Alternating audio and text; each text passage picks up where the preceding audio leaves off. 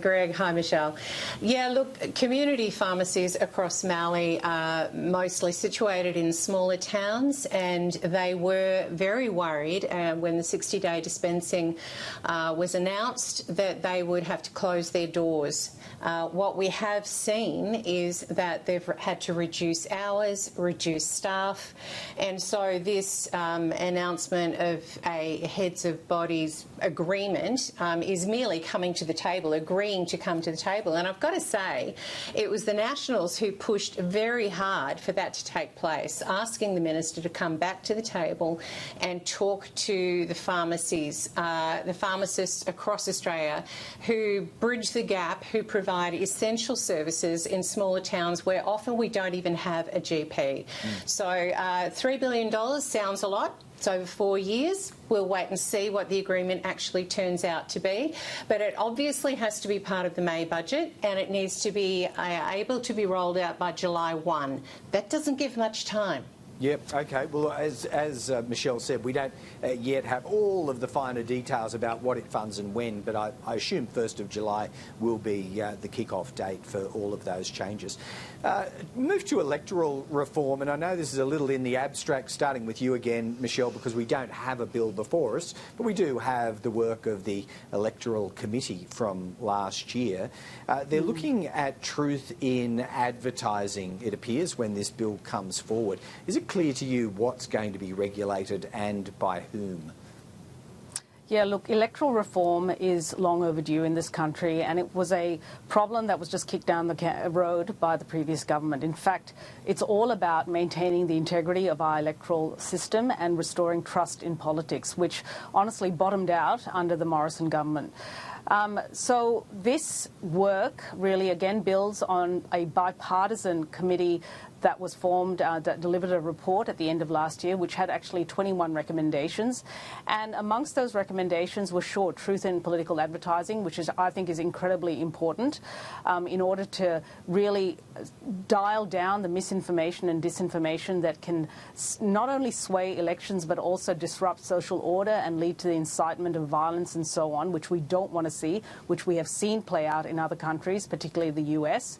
But it's also about imposing limits on political donations, perhaps limits on how much electorates can spend, so that we avoid that arms race that we saw play out, for example, in Kooyong during the last election, and enhance transparency. None of these things are bad. We are going to be consulting. Yes, there will be legislation that we bring forth, hopefully this year. But whatever changes come, we will take to the next election so that we are not accused by anyone to be gaming the system for our benefit. Yeah, now that's probably a very safe condition to put on changes of this magnitude. Anne Webster, on the truth in advertising thing, it does seem fraught because if it's not done well and if you gave duties of responsibility to, say, the Electoral Commission, that carries all sorts of risks, I would have thought, for the Commission, making rulings on what's a truth and what's a lie. Does that cause you any concern if that's the model they come up with? Well, once again, Greg, the devil is in the detail. We'll have to wait until the legislation is put together.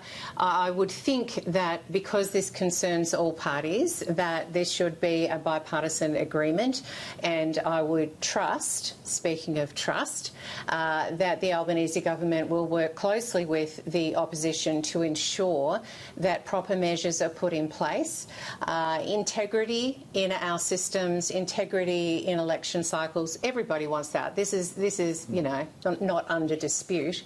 But what is a lie? When does it become a lie? All of those things, I think, will be very difficult and to discern and to make judgment on at the time of an election. We all remember Mediscare. So, you know, I think that there are a lot of issues here that need to be transparent in the development, and I'll be very much looking forward to seeing what comes forward. Yeah, no, thanks for those observations, both of you. It is a little difficult to explore when we don't know the parameters of what the government finally will come up with. Surely they'll be slightly different to the committee in some way. But let's move on to a couple of news matters of the day, if we can squeeze them in. Michelle, just because you're on the government side, I'll start with you. Visa cancellations for Palestinians, it appears at least in a small number of cases, en route to Australia. That strikes me as unusual. Does it strike you as unfair? Yeah, look, this is firstly an incredibly distressing situation, particularly for those individuals concerned. And obviously I cannot speak about individual cases, but all visa applicants undergo security checks, and we as a government are responsive to the advice we receive from our security agencies. Now, obviously this is a fluid environment, and when circumstances change, the Australian government reserves the right to cancel visas, depending on the advice we get. So could that mean, sorry, just to interrupt, Michelle, could that mean that the original determination was in fact wrong or done in haste by the relevant authorities? I can't speculate, Greg. I really have no insight into what has actually happened in this case.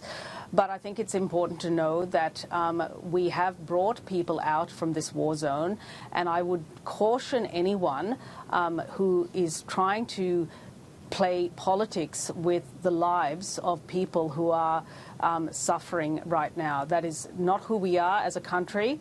We are, as a government, being responsible and responsive to the advice we receive from our security agencies. All right, well, and that might have been a reference by Michelle to Peter Dutton, who has made remarks in this area harking back to things he'd said a few weeks ago about rushing these security assessments on visa applications.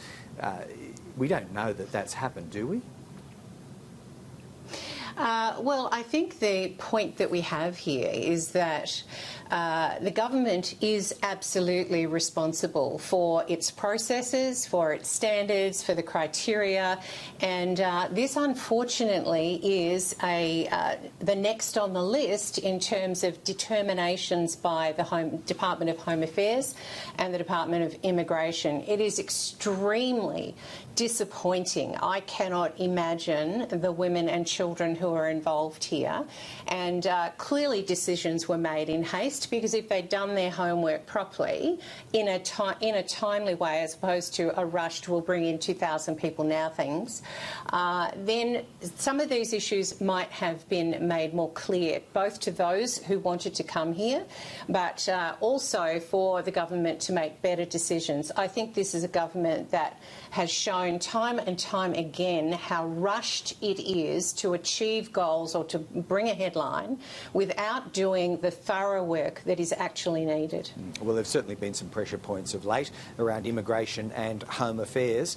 Look, I think we might wrap it up there, Michelle and Anne. There are other things I would love to have got through with you today, but time's going to get away from us, I think. Really appreciate you both coming on today, and we'll have you both back before too long.